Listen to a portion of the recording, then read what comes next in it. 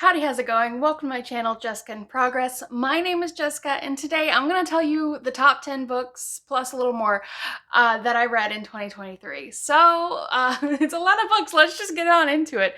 So, I kind of ranked these a little bit. I don't know if that's their final ranking. Some of them, I was just like, I don't know, you just go there. But for now, how I'm feeling currently, this is the top 10 mostly ranked. So we're gonna start with Camp Damascus by Chuck Tingle as number 10. I really liked this one. I enjoyed this second. I don't want to spoil it.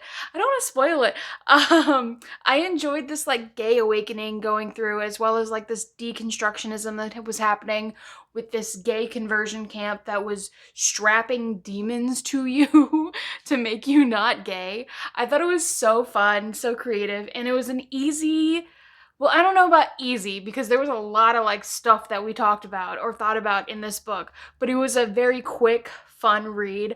I highly recommend it, especially if you are going through or have gone through some sort of religious deconstruction. So Camp Damascus by Chuck Tingle is going to be number 10, which I also am super proud of because this is like one of my most anticipated books of the year. So, yay, number 10. Number 9 is going to be Starling House by Alex E. Harrow. This is a novel where our main character is an older woman who's looking after her brother after their mom died. Now she has to like balance a lot of things. I love found family, okay? I love a found family thing, and this is more of like a realizing your family was there the entire time.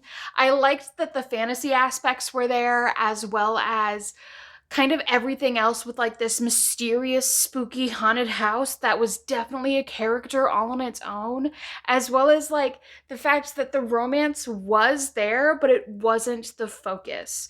I love a background romance. But this was super fun. I really enjoyed it. We follow Opal, who, yeah, I have to look at the name. We follow Opal, who gets a job at the Starling house, a haunted house by her favorite author, in this dying town from the coal mines. And it just follows this interesting town with interesting characters and how this house has like, and the history of the house in the coal mine that's kind of like killing its entire that's kind of like killing the entire town just for more money. I really, really, really liked this one. So that's my number 9. Number 8 is one where I'm like not sure if it should go before or after Starling House, but it's You Again by Kate Goldbeck. Now this is pitched as like a When Harry Met Sally retelling. And I found it cute and adorable and really quirky. I loved that it had our female character being a bi person. I think it did bi representation really well. And I also super love that the main character was basically my husband. I was just like loving every aspect of it. We follow our two characters as they have meet ugly after meet ugly after meet ugly. And then we finally kind of, not necessarily a meet cute, but they meet up again and they're just like, hey, both of our lives kind of suck right now. Let's just kind of be bad weather friends. And then it becomes more, and I really like it. I think it's a great New Year's Eve read if you want like a New Year's Eve thing to go. And I also liked that New York City felt real here. I wish we had spent more time with the friends is really my only complaint about it, because this is very much like you really only spend time with the two main characters. But I thought it was really fun. I really liked it. And it just reminded me so much of Ryan that it could not be on my top 10. I had such a fun time reading this one, honestly. It was so fun. The next one, 10, 9, 8, number 7 is The Dead Romantics by Ashley Poston. I had a lot of fun with this romance too. Like, granted, could I call what was going to happen from a mile away? Of course. But I just loved the family dynamics here, as well as dealing with the death of a dad and like the transfer of the what's going to happen with the family business of the funeral home. I enjoyed the ghostwriter aspect as well as like this medium thing. It reminded me so much of when I read the Meteor series or the Mediator series from way back when, that I just had so much fun with it. I enjoyed it so much. I love a spooky romance, okay? Like, I'm pretty sure that I'm gonna end up reading this again in Halloween this year. So I really loved this one. It was great. This is gonna be my number 7, The Dead Romantics. Out of the romance, we have number 6, Bunny by Mona Awad. I super enjoyed this book. I read this one way back in February, and I still remember most of it, which says something because honestly, if it's been 3 months, I don't remember anything about it. But in this one, we follow Samantha? Is her name really Samantha? Yeah. Okay, in this one we follow Samantha. She is like in master's. She's in master's college. Master's college. She is a graduate student in this writer's workshop thing, and there's these other girls that she kind of like hates because they're super preppy and they call each other Bunny, but also she kind of wants to join it, you know, when you're the outcast and you've always been the outcast, and also you hate the incast but also kind of want to be the incast. So it starts there, and then they invite her to their smut salon where they read these kind of like smutty poems and stories, and then they also do other kind of weird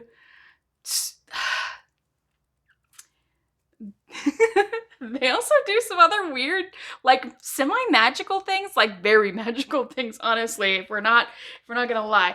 And she kind of gets brainwashed into this little cult, and it kind of goes Stepford Wivesian, and then it just kind of unravels from there. I loved how weird this is. I loved how it called out like the outcast and like was just like, we understand your feelings of wanting to be involved.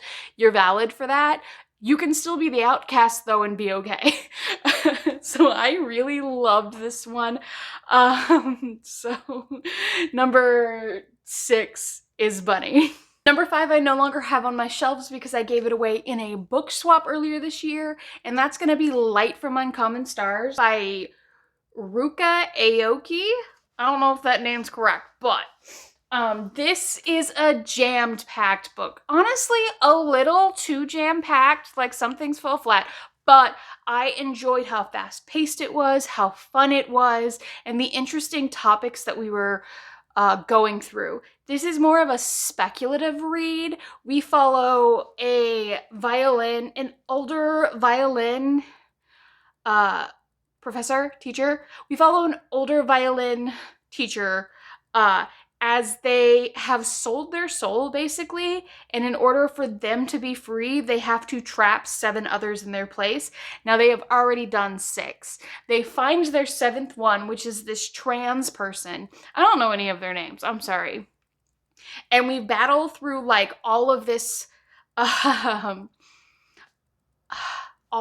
trauma that comes with like having a family that doesn't accept you, to body dysmorphia, to like other problems that might happen if you're trans and on the run or gay and on the run and stuff like that. And also we have a lesbian romance between our violin professor and someone who runs, and another woman who runs a donut shop. But get this, they're aliens, the people that run the donut shop. So we have this whole other alien family that's like escaping this galactic war or something and have decided to make a donut shop on Earth. It was such a fun read. I loved it so much. It was so fun. It is jam-packed with things. Like, that's not even all of the main characters. There's this other character who is like a woman, the first and only, not the first and only, but like the first woman that's taking over this violin repair store that is like last name and sons, and she's like, granddad never taught me how to do this because I was a woman, but now I'm the only one caring about it and taking care of it.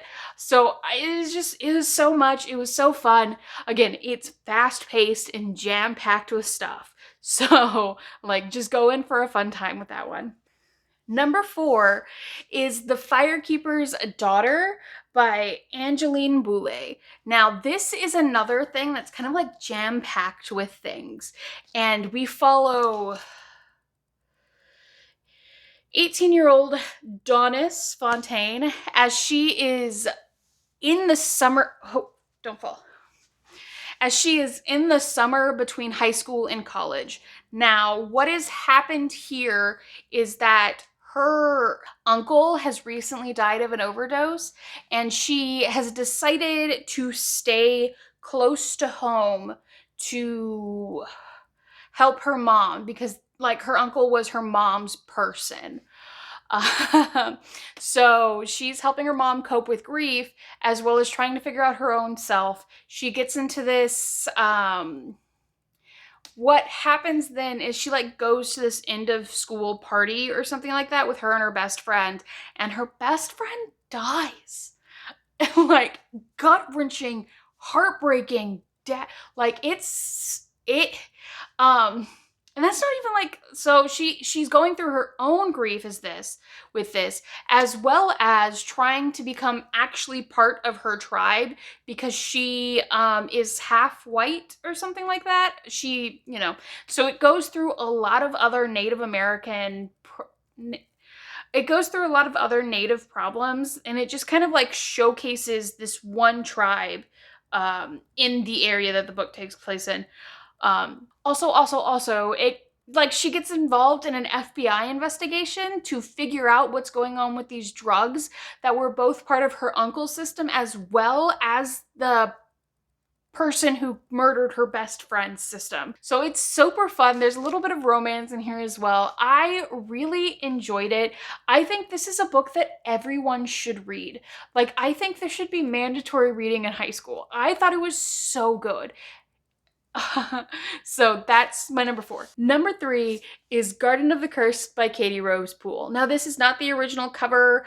I never would have picked up this book off the shelf, but I got this in Owl Crate in their young adult box, and I absolutely loved it. We follow Marlowe as she has basically run away from high society. Her mom was kind of like a magical person for a very rich dude, and so she was living adjacent to it the entire time, but her mom went missing / died, and on that night she ran away on her mom's orders and started living basically in the slums ish. Afterwards, she has become one of the better curse breakers, and our story starts with her old best friend and old crush coming to her house and being like, I've been mega cursed, please help me. And then a bunch of chaos ensues, as well as like high class drama, because we go through basically like an entire week as the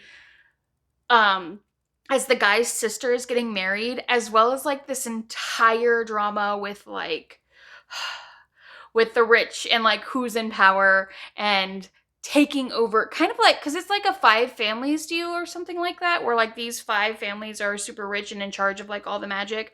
And we also go through like figuring out her mom's disappearance and murder. It was such a fun read. I am anxiously awaiting the sequel to it. Like, I am so ready for the next book, and also to reread this again in preparation for the next book whenever that happens. So yeah. Number 2 is Happy Place by Emily Henry. I loved this book, even if it made me cry the last 100 pages. I thought that this was such a good representation of like being in your 30s and growing out of all of your friendships. Not necessarily growing out of your friendships, but no longer that kind of like that distance that you feel when you're no longer going to college with your friends and you're no longer seeing them every day. And now that you actually have to work at your relationship and the cracks that come in a big friend group when everyone's growing up and figuring out their own things. I also liked the romance in it. I loved the structure of it because we kept going now, like, our old happy place back then and like our current how's it happening, what's going on, we're all sad and miserable. And I liked the structure of, I just said that, I liked the structure of it. And I also liked how they, how there was so much chemistry between our main couple.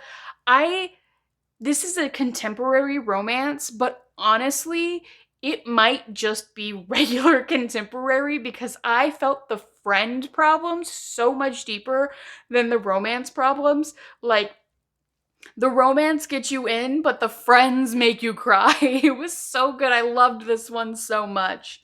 Before we get to number one, I'm gonna bring out some honorable mentions. I have a good amount of honorable mentions, okay? So we're gonna start, and there's reasons why, like, they're not in the top 10. Like, for Dream Thieves, this was a reread. I think it's the best one in the series. I love this series. I love Dream Thieves.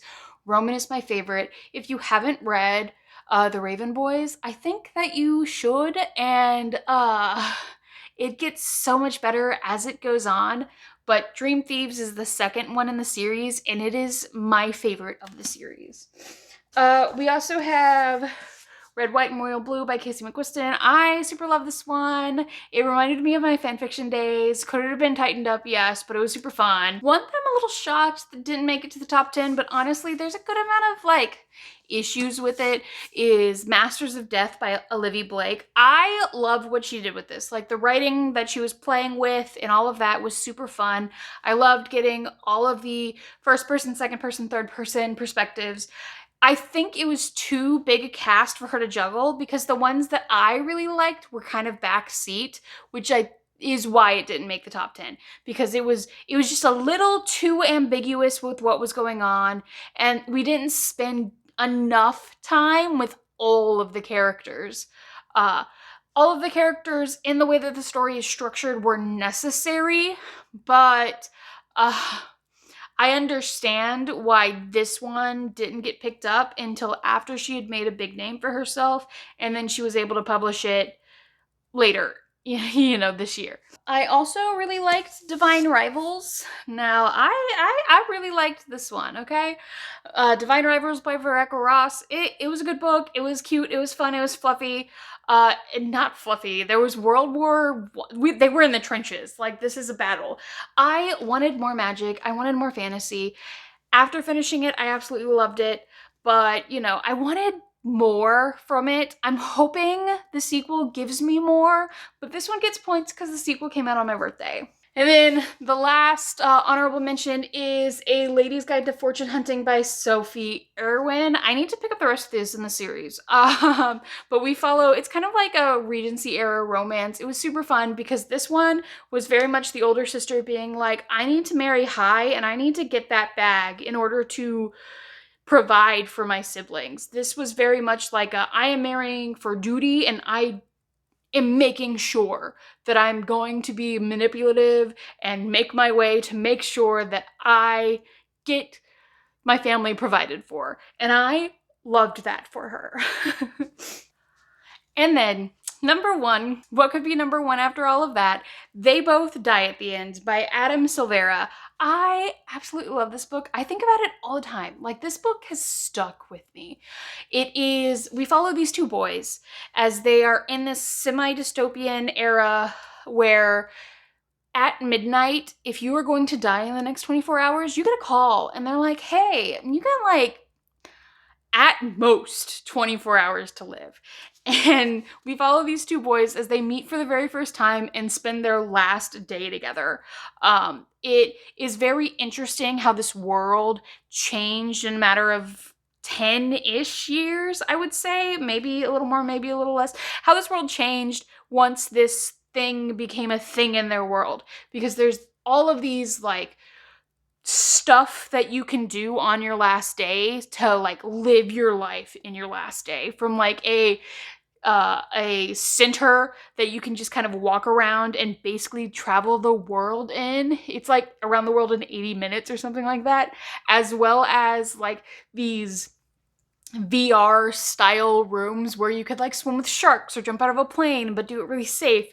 But one of the things that I think about the most with this is this weird self-fulfilling prophecy that happens with it, because for the most part, it seems like every single person who died in this book only did because they were told that morning that they were going to, so they changed their natural routine.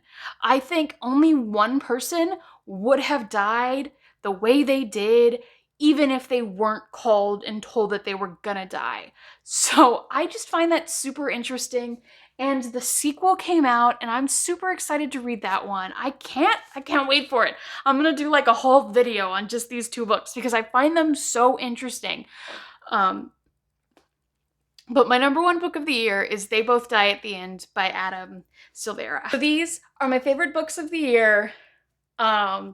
Please let me know what your top 10 or even your top 1 or 5 or 3 were down in the comments below. If you absolutely hated these, please tell me why. If you absolutely love these, oh my god, gossip with me about it in the comments. Anyway, that's pretty much everything. My name's been Jessica. Remember, we're all in progress. Bye.